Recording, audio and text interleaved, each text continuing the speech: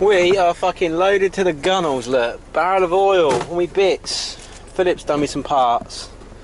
Work clothes. Been out on a journey today. Seats, tools, jack, ramps, Cadillac wheels, patrol wheels, spare wheel, axle stands. We've got it all. We've got it all in the two-wheel drive. In the single cab shit box.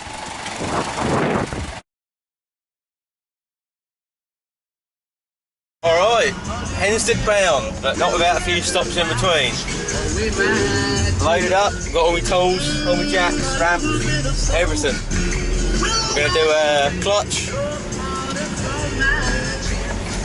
Yeah, clutch, cam belt. We're going to time the diesel pump. We're going to obviously take the gearbox off and everything to get to that. We're going to do a bit of a cowboy tune. I've took my wheel bearing tools in case I want to adjust the wheel bearings. So all in all, just whatever needs doing really. We're also going to do the valve clearances, so I've got the feeler gauges and everything for that. Yep, got my toolbox, that's good. Checking that's still behind the seat. But yeah, like, we're loaded up, we're ready to go. Made myself a little crate last night, the toolbox out of the crate. And we're going to fill up and head down there. We're going to head round Thetford and then down to Wymondham, pick up some wheels, and then we're going to go down to Bungay, pick up some seats. I've got some stretch film to keep them dry throughout the day, and yeah, could have done with a ratchet strap really, but hey ho. Speaking about fuel in this thing, well, she's doing alright. She's not far under what I bought it with, so I'd say I'd used 15 litres, and I bought it on 165,900 and something. So she's done about 140 miles on, let's say, 20 quid. So she's doing alright, you know. And I've not serviced it yet, and I've not done the valve clearances yet. In fact, it was only the other night that I actually put that EGR blank on it and changed the back box for a proper one. So, yeah, she's alright. Got to get used to going over speed bumps slow though. She's not Black Thunder. Hey! 46 miles to Norwich. Dan has just hooked us up with some Mark II front seats. Hey! So now we're heading to Hensted to do Sam's truck.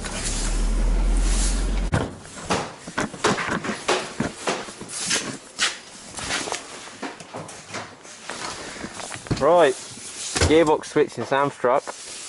You need to take all these Phillips head screws, out of the centre console. There's two here, two at the back, and one either side at the back of this lower section. Then you can rip that up and we'll get to that. Right, so you pull this up, yeah, and then you whip that out and you're left with these. So you take this rubber boot off. And a load of shit. Yeah. Dog hair, peanuts, whatever you're after. And then pull that off. And pull that off. And then you've got some 10mm, there's 7 of these. So go around that. You need your 2T paddock. Yeah, just pull that off and that will have about 6 years worth of crap underneath it. There you go. And then those go over the stick, so if you put a little WD on them, they'll come off real easy.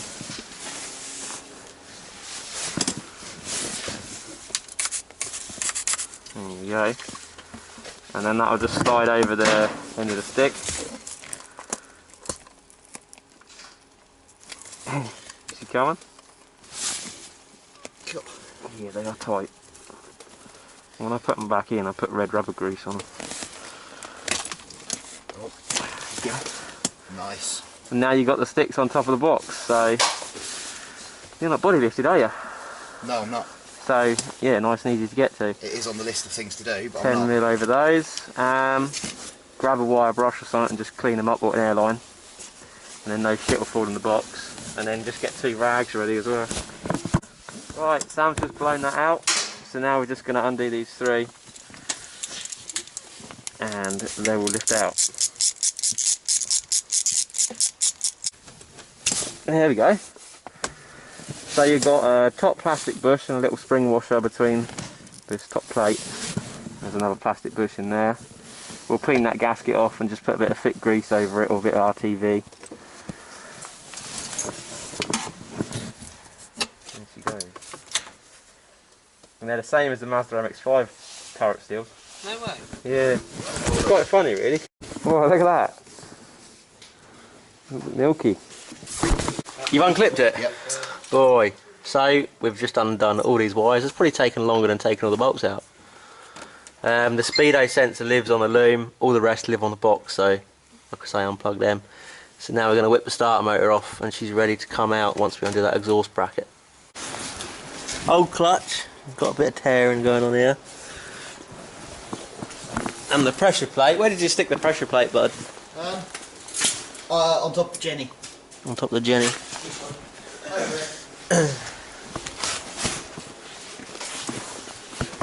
Pressure plate's got a few hot spots in it. Look at that spigot there, look at that. I don't even know if I've got an audible panel. No worries. There's a shield of the spigot bearer. In fact, we did have an audible There's a shield. Ta-da! We kind of forgot to video half of that, but you get the idea. So now we've just got to escape the gaskets off of this top bit here and put the levers back in. What we're going to do is going to take it for a run to get the box nice and hot and drop the oils. Do diffs as well, but we're going to do valve clearances first because you need to have the engine cold to do that. And here's the only man with a Mark 1 with a decent gear gator. Ah, like a glove. Then you pop this down on those tabs. And don't worry about bolting it in because you'll have the gearbox out next service. when you do a fifth gear.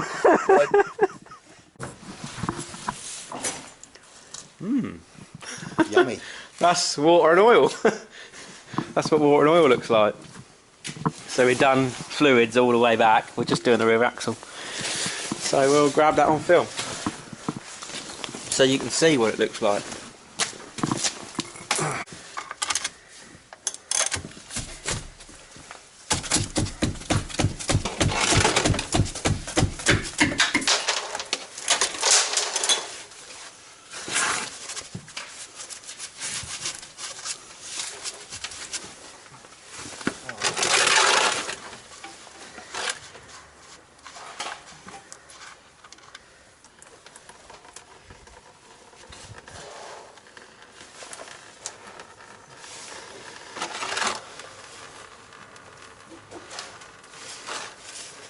I thought I need to feed this up and over, don't I? Yeah. That might be worth cutting it in fact. Otherwise you've got to feed the whole roll in. Ready.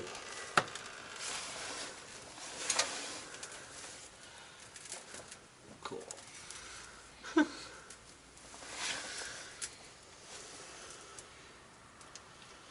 There's some streaks in it, isn't there? A little bit of silver.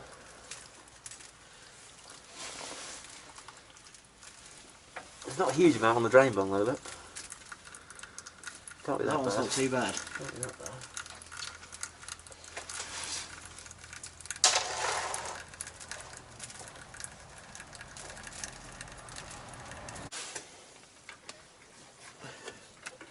Over there.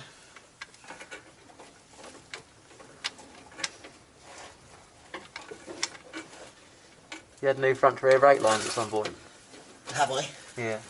I might have done, I don't know. Looks like.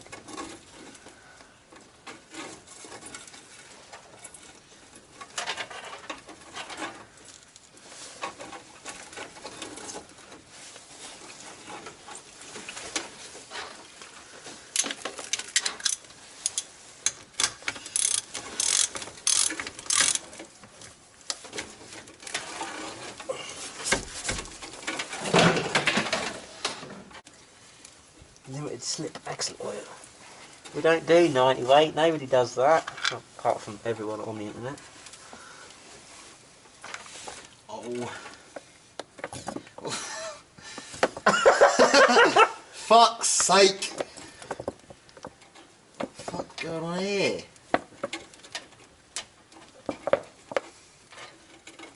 I promised 2 minutes ago that wasn't tangled. I think you're right. Yawning hippo.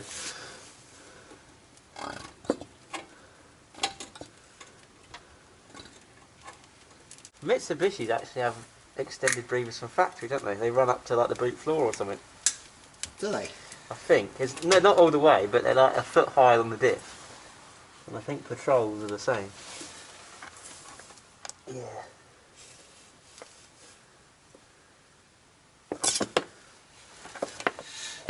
Will that pull off that breather?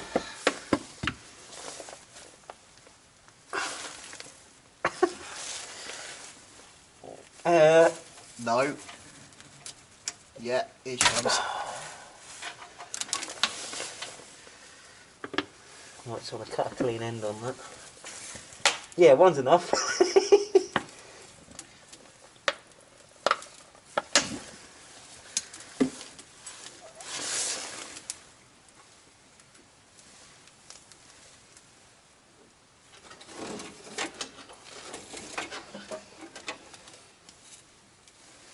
Literally tied itself in a knot. At least it didn't go in the bucket.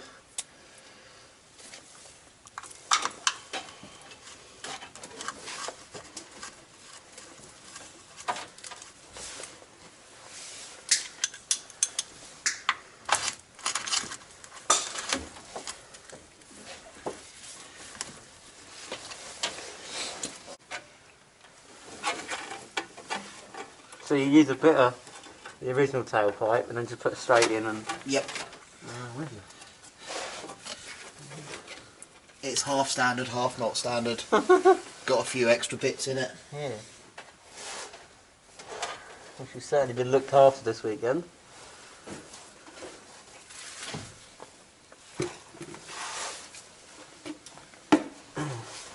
It's kind of a shame, like, it sounds weird, but not many people probably bother to change the axle oils and stuff, so they're like getting beaten on. Yep.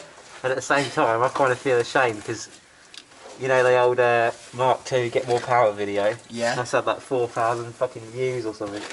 Has it? And now I'm like, God, in 10 years' time, when you want to buy a Mark II, they're all going to be raped because everyone's put a fucking Ron box on them. Yep. We turned up the boost, and they're all going to be fucked. And I'm like, oh, well done, James. You just made, you know. You're just extinct, Ray. You just made the probability of them blowing up even more. Yep. Yeah, it's not a good thing, really. We need to keep it quiet, and then when we go out in 5 years' time and buy a mint Mark II, it'll be actually mint, not ragged the fuck out of. Yeah, basically. Smile. Sam's running the breathers front to back. We've already done the gearbox and the front diff. Front diff there, gearbox is there. We've done the valve clearances, done all the fluids, done the clutch and whatnot. So now we're going to start on the fuel pump. We're going to start off with pump timing. We're going to set the static timer to 1.1 at 10 degrees. And then we're going to have a little fiddle fuck with the boost compensator. And not just that, we're going to go into it and have a look.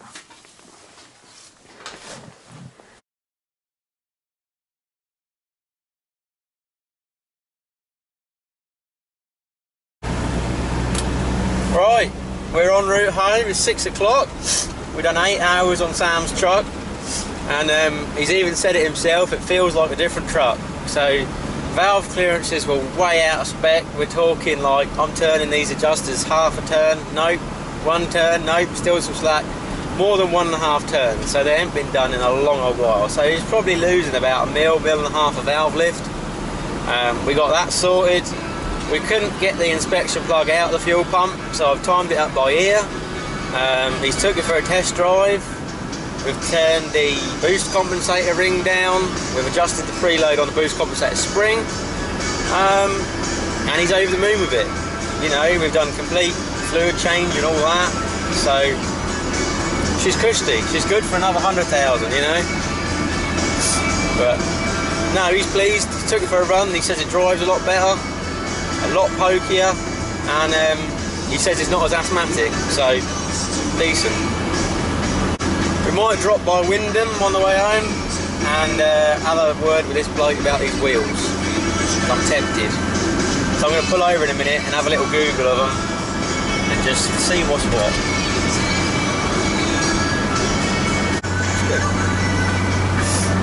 Sam's truck had a few differences as well, so obviously I know my Mark 1s and 2s pretty damn well. And his had a pair of strengthening plates bolted to the bottom of the block. And where you'd usually have the gearbox shield and it would be nut and bolted for the bottom 4 bolts, his actually had like another cradle bolted along the bottom, and that was threaded.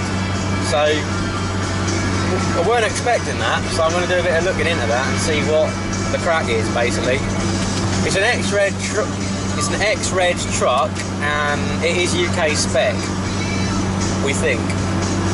I'm going to go back and get this other set of wheels from Mark in Wyndham.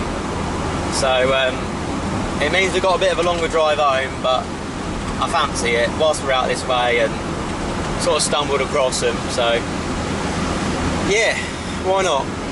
We just might have a bit of a shift round in the back to fit them in, because that means I've got fucking 9 tyres on board, and all my tools, and the ramps, and 2 seats. So yeah, certainly using it.